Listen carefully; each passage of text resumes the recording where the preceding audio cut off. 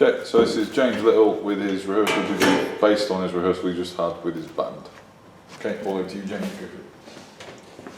So, for the start of the rehearsal, we checked our tuning and our levels to make sure we were all sort of in tune with each other and made sure that all our instruments sounded right and we were all at correct volume for the song we were playing, which was Blinding Lights. And because it was in a pop punk style, we made sure that we sort of had quite a loud quite a loud sound to it that correlated with the pop punk feel we were going for. We tuned very swiftly, so we could start on the song. We had a lot more time to perform, and we decided to test our levels initially by just playing through the song, and we came across a problem at the start. We realised that some of us were too quiet, which was the bass and the other guitarist, so we got them, we corrected their levels and then continue with this rehearsing. An improvement would be that we bring sheet music. We didn't have any, although it was a song that we knew quite well already, so we didn't necessarily need it, but it would still be good to have it, and everyone was already in tune. When performing the song, the vocals were in key. We had good timing. We all knew sort of when we needed to come in, things like that, when we needed to palm mute other sort of parts of the song.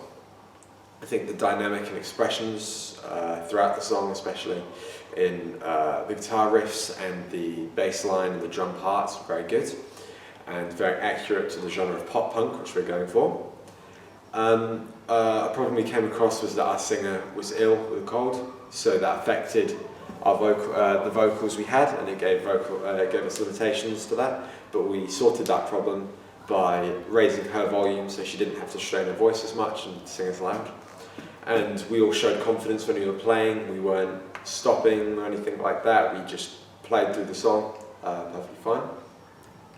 And we recreated the pop punk style with those four chord chord progression, the verse chorus structure, and the distorted riffs and sort of crunch that we had set up with the amplifiers.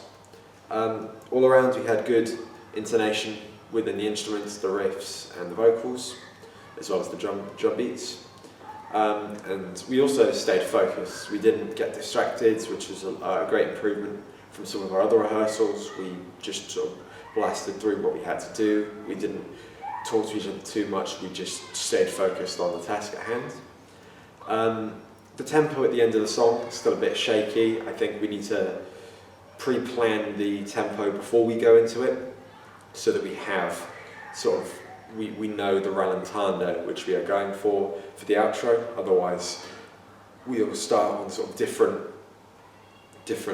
parts of different speeds for the rallentando, and it doesn't really sound very good. And we want to go for that so that we can sort of emulate this fade out, which occurs quite a lot in pop punk music. And we also need to make sure we all contribute ideas, as it often the rehearsal is led by only one or two people. We want to make sure everyone's contributing, especially if those ideas are there to improve the song itself. We ran through the song twice. The first time we came across the problem that our outro wasn't up to scratch. We realised that the rallentando wasn't really working how we played it, so we sort of decided we needed to improve on that and make sure we were slowing down a bit more. And then in the second rehearsal, we all agreed that it was a lot better with the rallentando. We'd gotten to that point where we were slowing down all together for the rallentando, but I think still it's not perfect, and we've got a bit more to improve on. That's about it. Thank you.